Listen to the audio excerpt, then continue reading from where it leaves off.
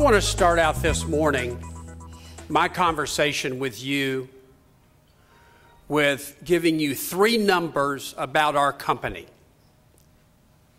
And the three numbers are 3, 12, and 41.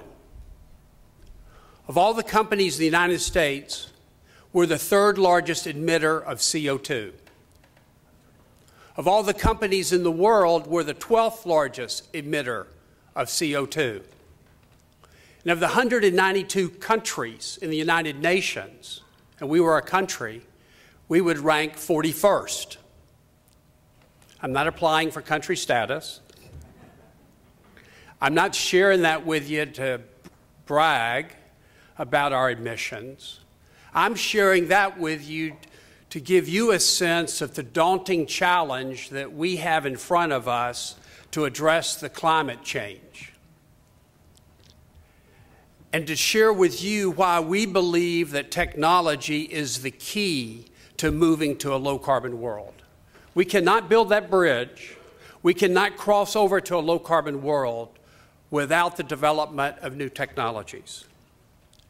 From our standpoint, it is not only a challenge, but it is a burning platform.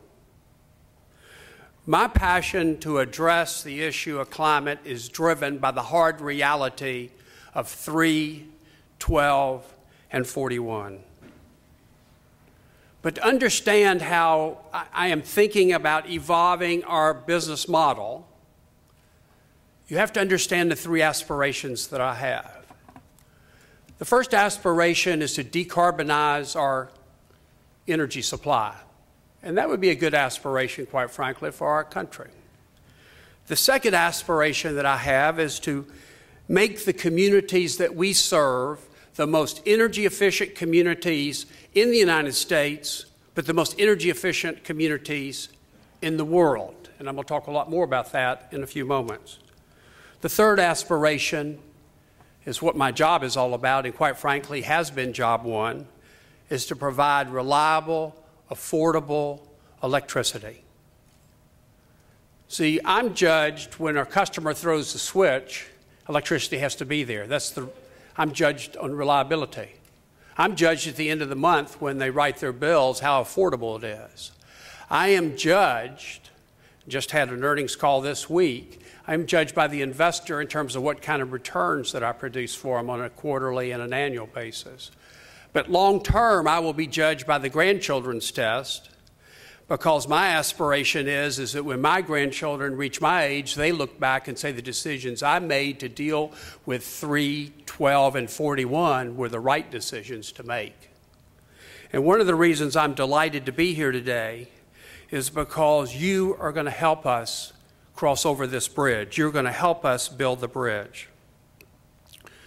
We've got to, as Jeff made the point, develop and adopt new technologies.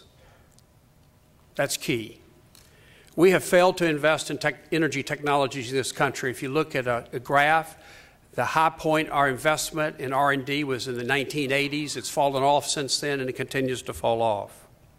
We have to change the regulatory and the business models. We need to shape public policy.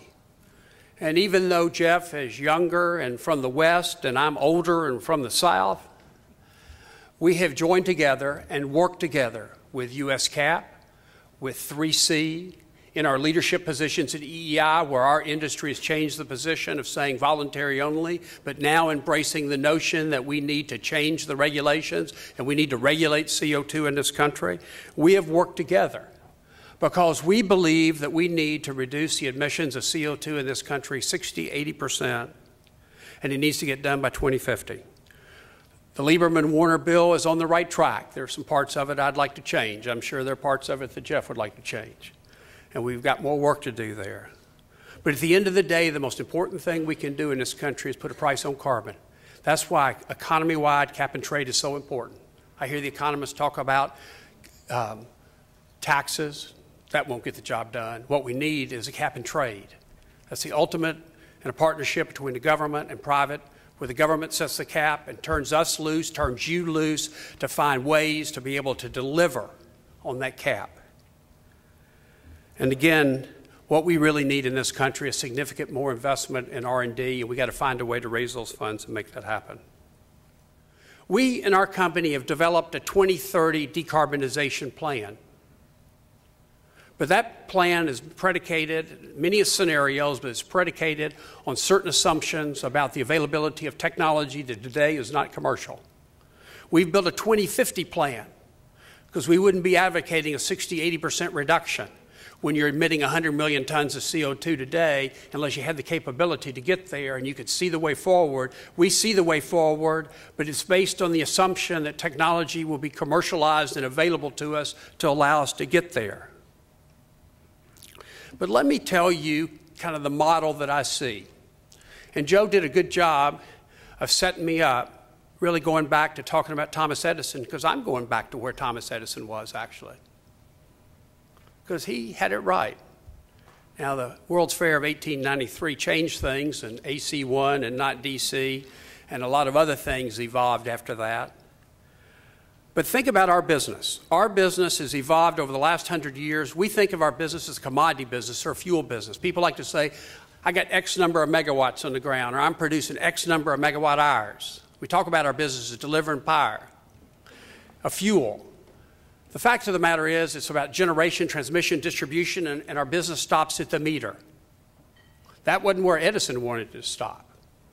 Edison measured it to go all the way through the home and actually count the number of lights in the house, talk about the heat, talk about the services, because our mindset has evolved over the last 100 years where it's a commodity. And I want to tell you the business model is not, that is not the business model that's in my head going forward. Because electricity is a process, and it really helps infrastructure come to life. I'm not from GE, but my point here is that this is the vision that I see, and I will paint for you between now and 2020. And I just throw 2020 out because that's just a date. But here's what I see happening. We're going to move away from this commodity model, and we're going to move to a model where value is created model, where we think of it as a process. We're going to move to a model, and this is the world that I see. Today, we have a lot of power plants. And in fact, our company is probably in the Americas, because we have a large fleet in South America, probably one of the largest generators of electricity in both North and South America. So we have an existing fleet. One of our great challenges is to bring new technology to that fleet to be able to reduce the emissions from the fleet. I'll talk more about that in a moment. But we also see new supply sources. And in the vision that I see is I believe that we'll have 300 to 400,000 customers where we will have built, installed, and owned solar panels on their roofs. We'll dispatch them in the same way we dispatch our traditional generation. That's an investment we're going to make. We will subsidize those investments in the early year by rolling it into the average cost from our, because 96% of our electricity comes from coal and nuclear. We've been fortunate not to be very dependent on gas, because I think long-term that's a bad bet for a variety of different reasons. Notwithstanding what our national policy has been over the last decade or so of becoming increasingly reliant on natural gas. And I said at Davos just a couple of weeks ago next to the energy minister from Qatar, and if you could hear his story, I immediately said, good bet. I might build some more natural gas, but not much. Because he sees the world quite differently in terms of what's the export of LNG in terms of our country and tying the price to oil prices worldwide. And actually, Dan Yergin said several years ago that we're at the same place on dependency today on LNG as we were on oil in the early 60s, and that might be a treacherous road for us to go down. Look where our dependency on oil has taken us.